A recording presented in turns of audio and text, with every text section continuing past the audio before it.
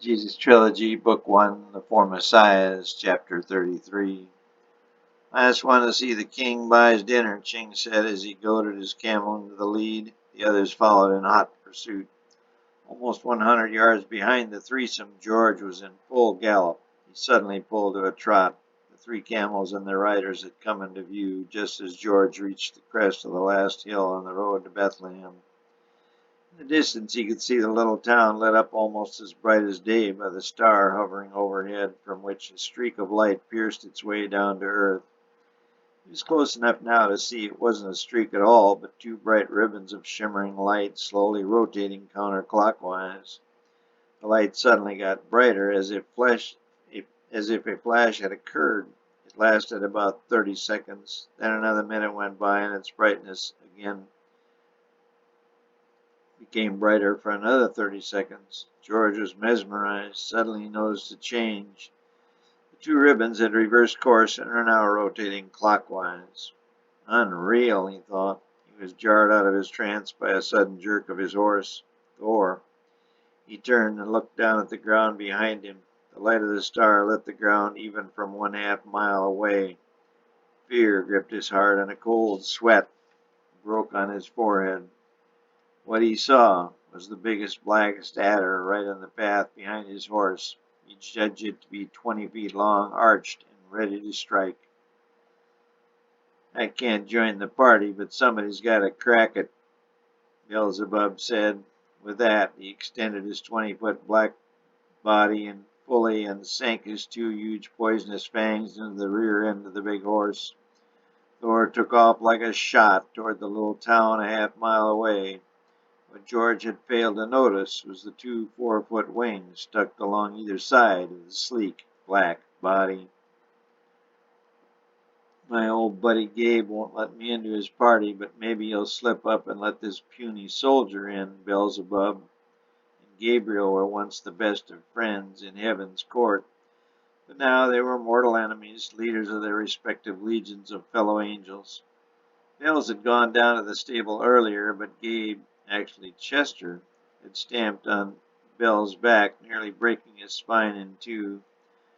Bells backed off and headed up to see if George could be his vehicle to break up the party of the ages. What Bells and Gabe both knew was that because this little birthday party took place on this beautiful winter night, they would surely meet again. Another time, another place, but with the same deadly seriousness unknown to the human mind. Ever since the split in the skies of heaven, they had both longed for that time, that place, where they could go mano a mano, or Anglo al Anglo, if you will, to decide the fate of the universe. They both knew exactly what was at stake, and they both knew what the birth of this little baby meant. The time was near.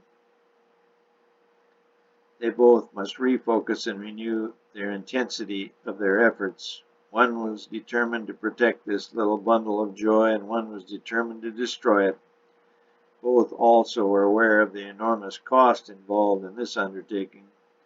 The battle for the universe would create more tragedy and sorrow than had ever been seen in the universe in its history.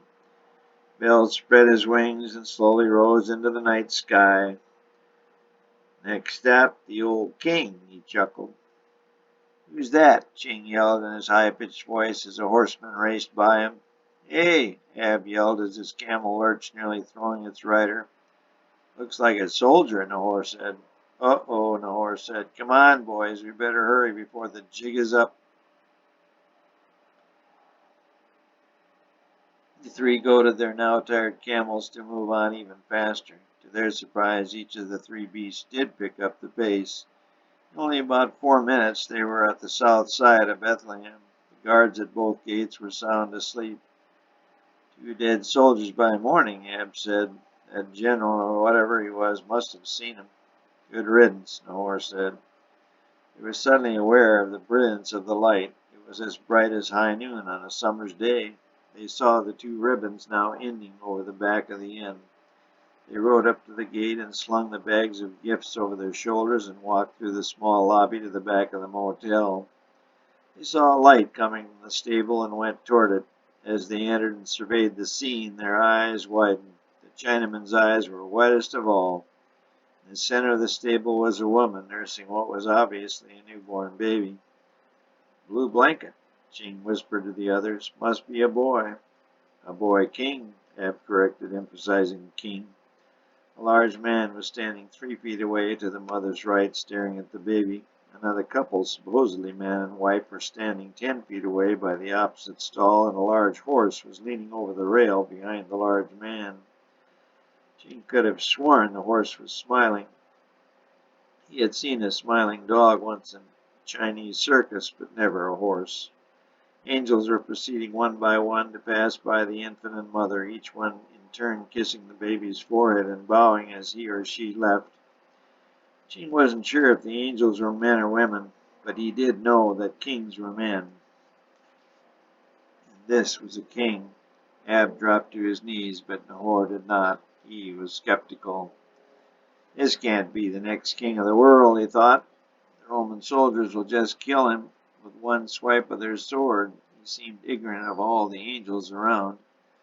Then a real fear came over Nahor. Out of the west window he could see the soldier who had raced past them sitting on his horse. He was watching the proceedings intently. Out of the other window to the east he saw the band of shepherds. They were singing, some with their hands raised in the air, some kneeling on the ground.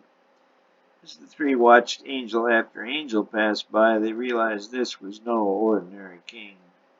The procession of heavenly beings lasted about 15 minutes. Ching wondered how certain angels had been chosen for this great honor.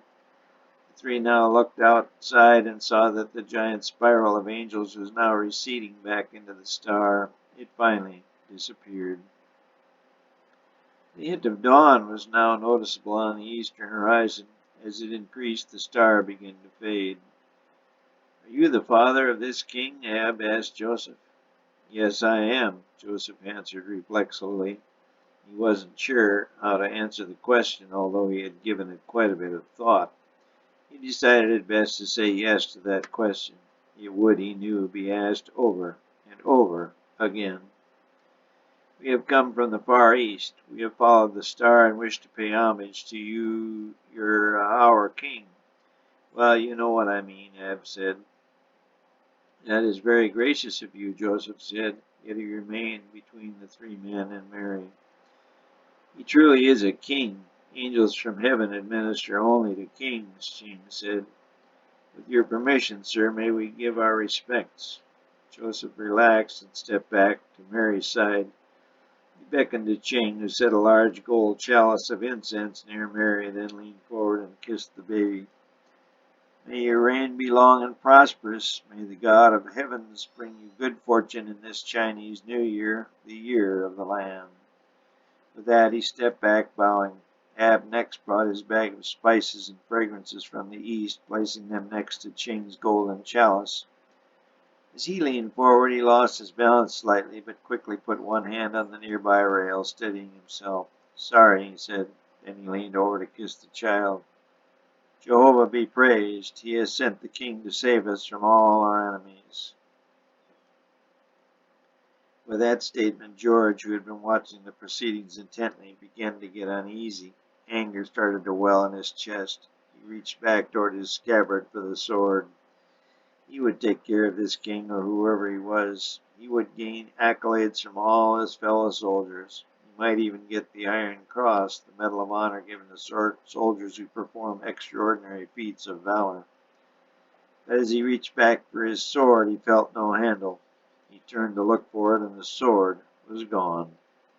"Must have fallen out during the encounter with that adder," he thought.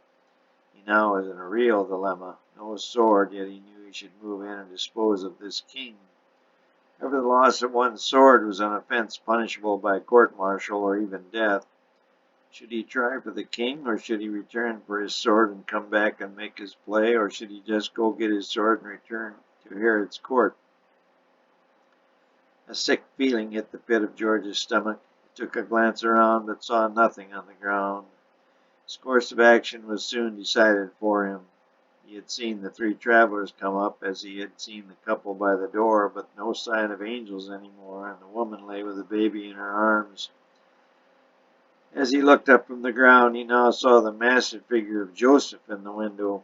Joseph had stepped away from the big horse, and George surmised that he might get to the baby if there were only three men on camels and the older couple. All he needed was one twist of the neck, and it would be done.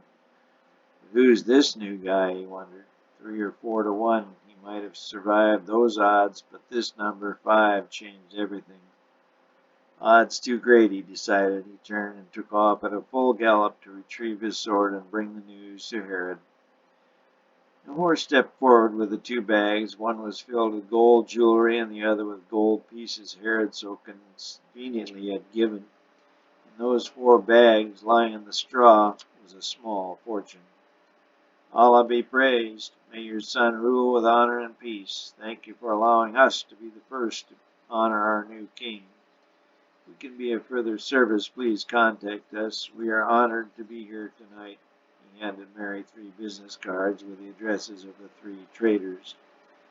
Thank you all. You have been more than generous. May God richly reward you, Mary said, her voice barely more than a whisper. The horse stepped back and turned toward the others. Ching and Ab were talking to Joseph in hushed tones. Beware, we have met this King Herod, and I fear he will bring harm to the boy or king, Ab said. Yes, I fear the worst. Is there some place you can hide for a while? Ching asked. I don't know of any place. As soon as we pay the tax tomorrow, we will return to Nazareth. I wouldn't advise that, the horse said. He and Joseph were of equal height. And as their eyes locked, Joseph saw concern, real concern. I don't know. We've got to pay the taxes and register within a week, or we will most certainly be jailed. Wait, I have an idea, Mary. What about that uncle of yours down in Alexandria? Mary had overheard and remembered the old Uncle Clem pit. He's probably dead by now. I haven't seen him in 10 years, or 12 at least, Mary said. Joseph turned back to the 3 and said, Mary and I thank you from the bottom of our hearts. God will provide, Ab said, putting his hand on Joseph's left shoulder, and by the way, congratulations. The 3 travelers now turned and headed out the door. Ching suddenly turned back and asked, By the way, what is the honorable king's name? Jesus.